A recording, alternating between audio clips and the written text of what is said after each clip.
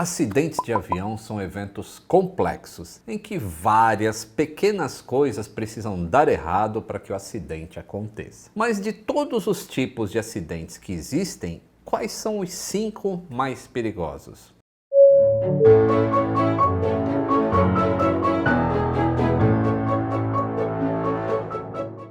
Saudações aeronáuticas, tudo bem com você? Tudo bem? Gosta de camisetas assim de aviação exclusivas? Estão lá na loja do aviõesemusicas.com.br, loja do aviõesemusicas.com.br.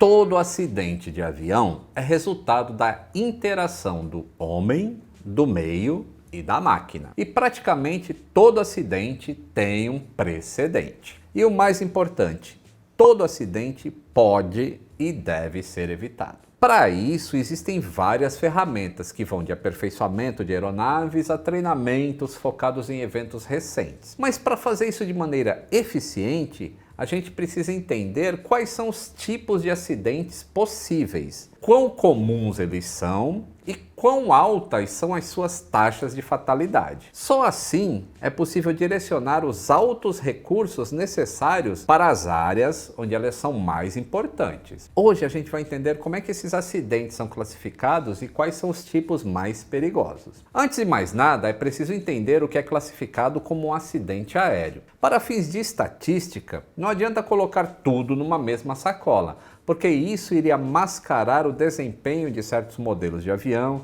e fazer com que conclusões importantes fossem distorcidas. Então, primeiro vamos entender a diferença entre um acidente e um incidente aeronáutico. Para algo ser classificado como acidente aeronáutico, precisa envolver a operação de um avião no tempo em que alguém embarque com a intenção de voar até a última pessoa desembarcar. E nesse meio tempo tem havido uma fatalidade ou ferimento grave causado pelo fato de a pessoa estar a bordo, ou por ser atingida por uma parte da aeronave, ou mesmo jet blast, ou seja, aquele ar quente que sai de dentro do motor do avião. Isso exclui, por exemplo, se alguém morrer porque se escondeu no trem de pouso de um avião, alguns clandestinos, como a gente viu nesse episódio aqui, ó. Pois essa é uma área em que tripulantes e passageiros normalmente não têm acesso. Também é interessante notar que se um avião é derrubado por uma bomba ou um míssil, isso não entra na estatística para fins de entender como o acidente acontece do ponto de vista do safety, pois aí cai na outra área, que é a de security, que lida com crimes contra a aviação. E por que eu falei safety e security em inglês?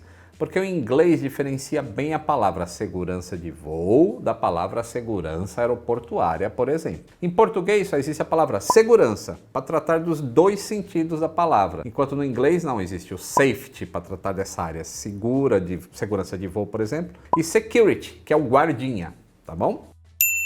E independente de ter havido mortos ou feridos, também se classifica como acidente todo evento em que há dano estrutural grave à aeronave, que requeira grande reparo ou que signifique mesmo a perda total daquele avião. Mais uma vez, são excluídos pela ICAO alguns danos específicos, como uma falha de motor, por exemplo, em que a tripulação pouse em segurança depois, porque está previsto pousar monomotor. Então isso torna-se apenas um incidente grave.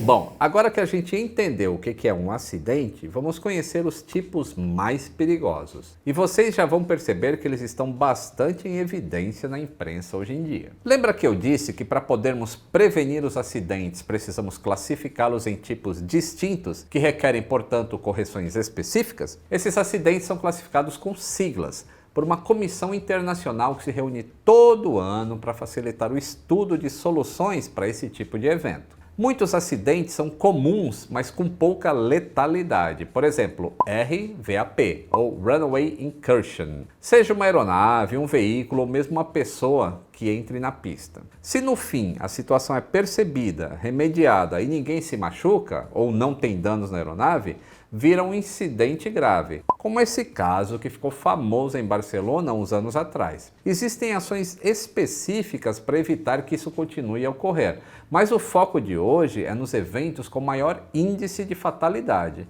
E para isso vamos usar o Anuário da Boeing, que é um documento que é referência na indústria desde os anos 60. O primeiro que a gente vai ver foi no período de 2009 a 2018.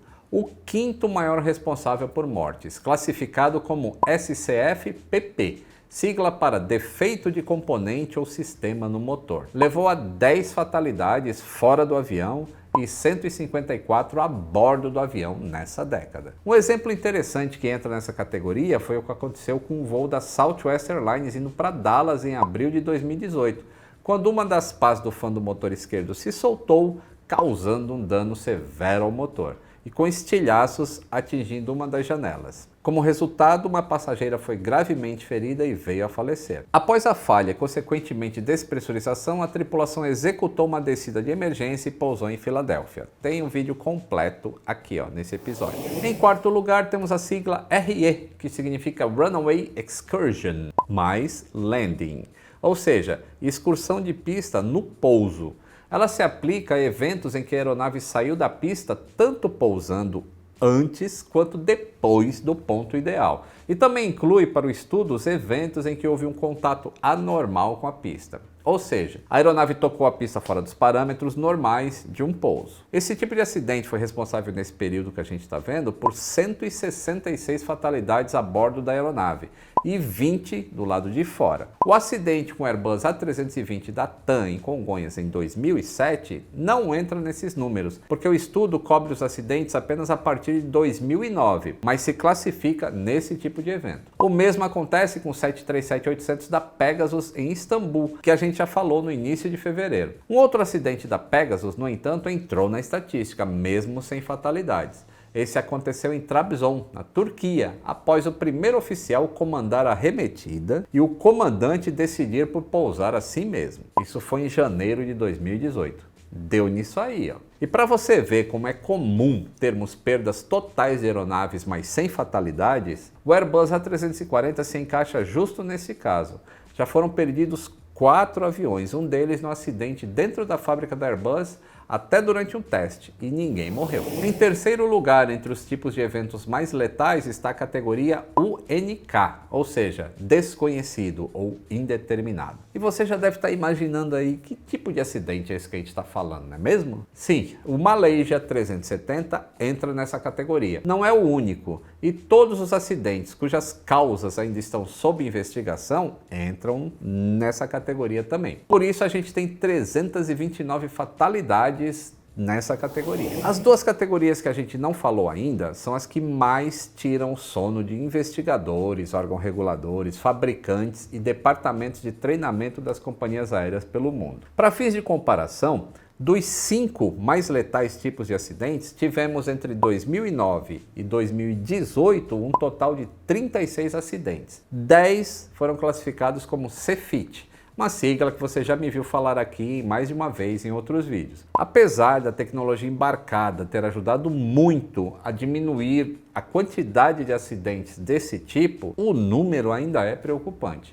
Mas o que é CFIT? Essa sigla significa Controlled Flight into Terrain. Portanto, numa tradução literal seria voo controlado contra o terreno. Ou seja, um avião que está funcionando perfeitamente, voando de maneira controlada e atinge o solo por conta de um erro de procedimento, ou do controle de tráfego aéreo ou da tripulação. Como a próxima categoria que a gente vai ver, ela está diretamente ligada à perda de consciência situacional. E o que mais preocupa é a quantidade de mortes associadas a esses eventos. Pela energia envolvida no acidente e pela maneira que ele acontece, sem aviso tanto para os comissários quanto para os passageiros, o CFIT é o segundo tipo de acidente mais letal. E na década desse estudo foi responsável por 632 mortes a bordo e 32 mortes fora do avião, em 10 anos. Alguns casos, a gente até falou aqui no canal, se incluem na categoria de CFIT, como o acidente com o Boeing 727 da VASP em Fortaleza no ano de 1982, está aqui no episódio 378. Ou mesmo o da primeira aparição pública do Airbus A320 em 1988, na França, que a gente citou no episódio 510. E uma das coisas mais intrigantes nesse tipo de acidente é que a tecnologia de hoje inclui o EGPWS. EGPWS é a sigla de Enhanced Ground Proximity Warning System, ou Sistema Avançado de Aviso de Proximidade com o Solo, que é um sistema que usa um database com o terreno do mundo todo para alertar os pilotos da proximidade com o solo. Isso deveria resolver todo o problema e acabar com os CFITs, certo? Casos recentes bastante semelhantes de quase acidentes, como o A320 da Avianca no Galeão e um Boeing 737 da WestJet em Saint-Martin, mostram que o EGPWS ajuda sim a evitar acidentes, mas que uma boa parte da solução não está no sistema em si, mas na maneira como as tripulações operam o avião. E nenhum outro tipo de acidente está mais ligado a fatores humanos que o mais letal da nossa lista, o chamado Lock-Eye. Lock-Eye é Loss of Control in Flight. Se existe um mais procurado entre os tipos de acidentes, esse é o Lock-Eye. Na década entre 2009 e 2018, 1.183 pessoas morreram vítimas desse tipo de acidente. Ele consiste da perda de controle em voo de uma aeronave.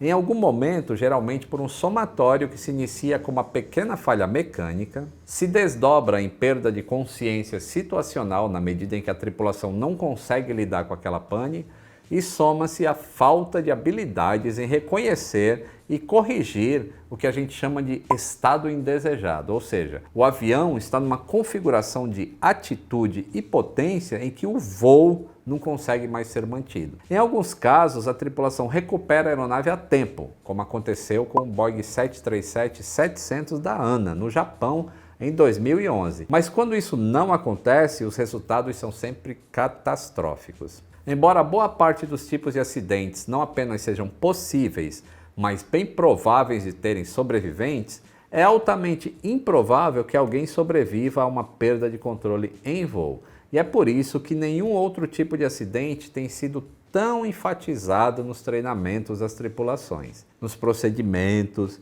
e nas melhorias nos projetos de aeronaves como esse. Daí a importância de se estudar esses tipos e criar categorias, entenderam? Quase todos os acidentes mais conhecidos dos últimos anos se classificam como Lock-Eye.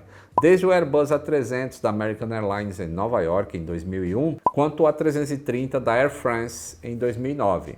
Que a gente viu aqui, né? Desde o A320 da AirAsia em 2014, quanto o Boeing 737-8 MAX da Lion Air em 2018. E todos eles, sem exceção, uma pequena anormalidade pontual no voo levou a reações indevidas à tripulação que provocaram o acidente. O A300 da American experimentou a turbulência de uma aeronave que estava à frente e a reação exacerbada do primeiro oficial nos controles da aeronave levou à perda do estabilizador vertical e posterior queda do avião. O A330 da Air France teve uma pane que perdeu os dados de velocidade e a reação inadequada do primeiro oficial fez o avião estolar e despencar até o oceano lá embaixo. O A320 da AirAsia teve uma pequena pane no leme que, mal interpretada e com ações indevidas à tripulação, levou ao desligamento do piloto automático e a demora e incorreta resposta da tripulação levou ao acidente. E finalmente o Boeing 737-8 da Lion Air,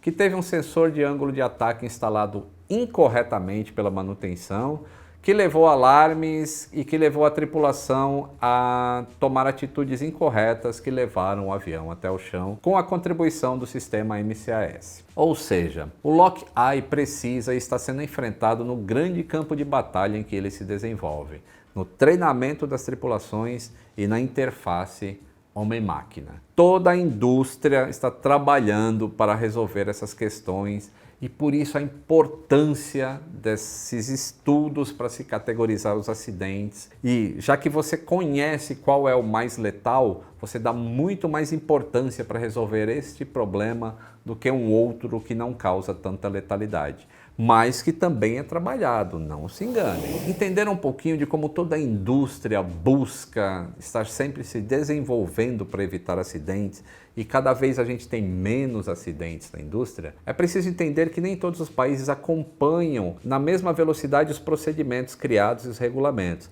O Brasil acompanha muito bem. Não é coincidência que a gente está desde 2007 sem acidentes no Brasil. São 12 anos sem acidentes em aviação comercial. Porque a gente acompanha esses regulamentos e procedimentos mais rápido do que países como a Indonésia, Etiópia e alguns países do continente africano. E a Rússia também, aquele país gigante que tem um monte de acidente que não faz o menor sentido. Então é preciso também entender essas questões culturais dos países. Mas é importante entender principalmente que a indústria busca a solução desses problemas. E por isso a gente busca a segurança máxima e o mínimo de fatalidades na aviação.